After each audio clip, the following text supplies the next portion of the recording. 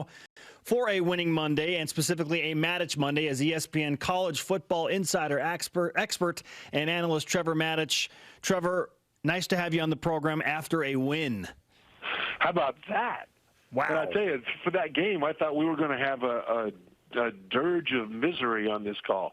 But wow, what a difference 64 yards down the right sideline makes. Man, I'm calling it the Rocky Top Revival featuring the Micah Miracle. What does that win for BYU mean? Well, I tell you, it validates all the hard work.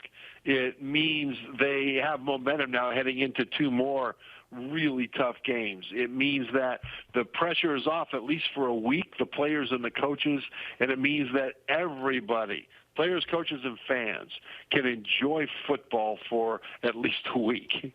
What was the play of the game for you? Well, the play of the game was the Micah Miracle that you're talking about, the 64-yard play. The thing is, the passing game had struggled. Everything had really struggled for much of the game. And all of a sudden, in the final minute, BYU needs a play, and Tennessee busts the coverage. Zach Wilson sees it, and he hits Simon down the right side. And by the way, it was a good design because they put Matt Bushman in the slot and sent him vertical as well. And the defense thought that that's where the ball was going to go. And so I think that was where part of the confusion was, and that's one of the reasons Simon was able to break into the clear. But you've got to credit Zach Wilson for seeing it and hitting the right guy with a good, accurate pass. And that play, it would have been better if he would have scored because it just would have been probably a better story. But it turned out that play is what enabled all that followed to happen. With under 20 seconds to play, BYU had a 0.4% chance of winning according to ESPN's metrics. So where does the win against Tennessee rank among the list of unbelievable BYU football wins? I don't know. You can go back to Tanner Mangum and the Nebraska Hail Mary, maybe. Yeah. I mean, it's up there with that because the thing that makes it so emotionally satisfying is that it wasn't a game that BYU controlled the whole way. It wasn't even a fair fight, it seemed, the whole way. Tennessee kind of controlled that game. But in the end, out of the depths of despair came flocks of seagulls to eat the locusts. It's not a miracle of that magnitude, but it sure feels really good because there did not seem to be hope. BYU scored 16 points in regulation, so there was some concern offensively, right? 12 against Utah, one kind of after the game was at a hand down 30-6.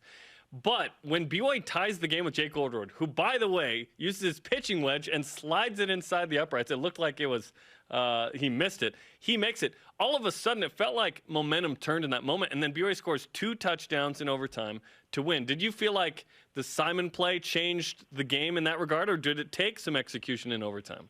No, everything took execution. It wasn't just that. And by the way, on that PAT or on that field goal, and really a little bit of both, depending on the count. I think what Oldroyd did was before the game he went out there and greased up that upright so that ball could slide by it, man. Because I think it feel like it was that close.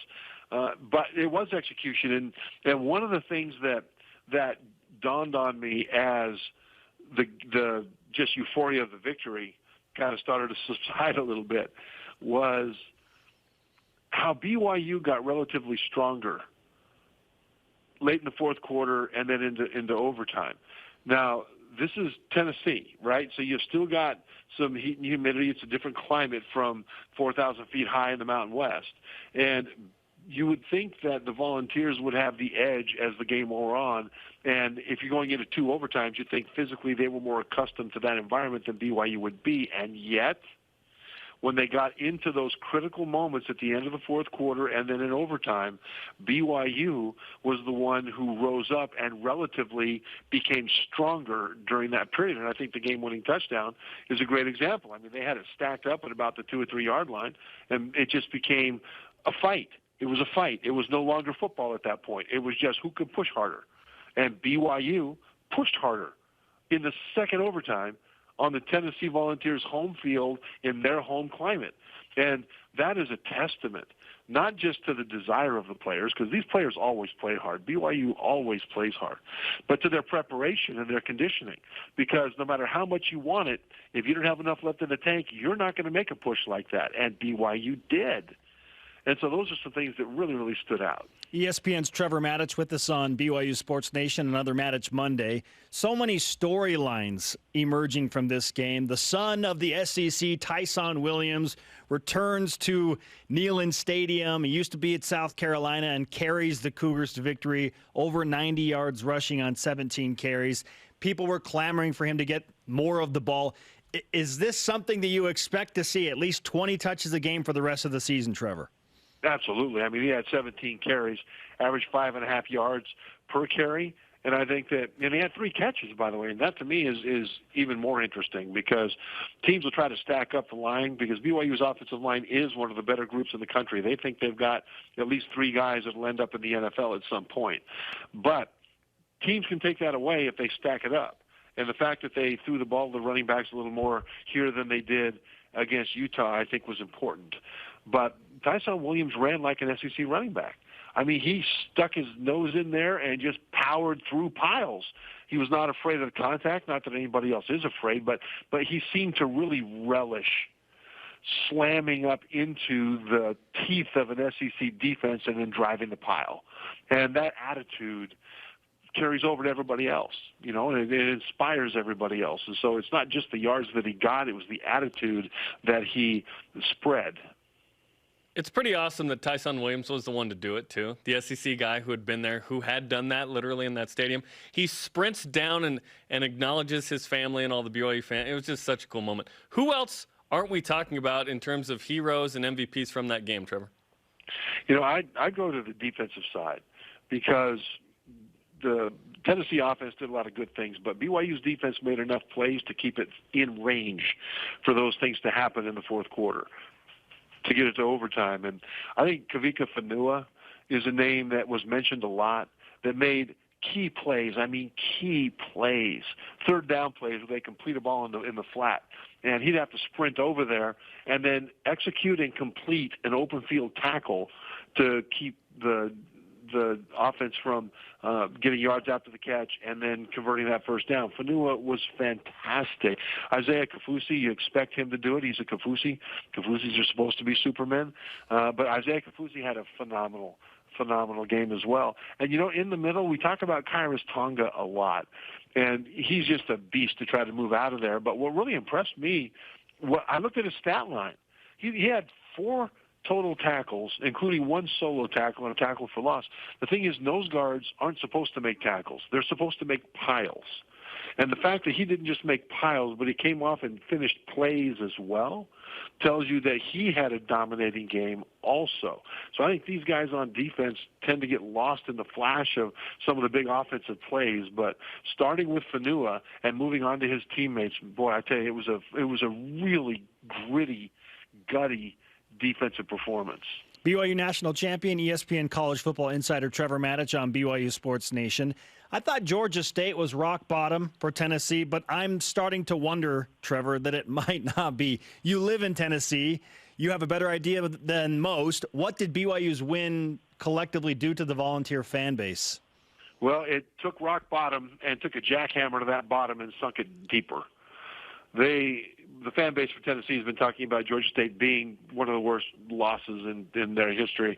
And then they thought they'd be able to whip BYU. And really, the fact that they were in control, even though the scoreboard didn't reflect it, physically they seemed to be in control for large stretches of that game. The fact that they let BYU hang around and then they snatched what Tennessee fans thought would be a comeback victory away from them in the second overtime by being more physical on the game-winning touchdown run. That was a really bad way for those Tennessee fans to have to see that game end. And I'll tell you, BYU is a better team than I think Tennessee fans realize. But so this, as losses go, this is a good BYU team. If Tennessee would have held on to win, it would have been a quality win by Tennessee. But I don't think their fans think that because, they want Bama. They'll tell you, until Bama shows up and after about 4 minutes of the first quarter, then they don't want Bama anymore that year. But, I think that Tennessee fans, man, they're in a bad way right now. Now BYU plays USC on national TV, ABC, 3:30 Eastern, at home this Saturday. Keaton Slovis leading the country after a game and a half of play when JT Daniels goes off with the torn ACL. In completion percentage at 89%, which is crazy. USC is fast. They have great receivers.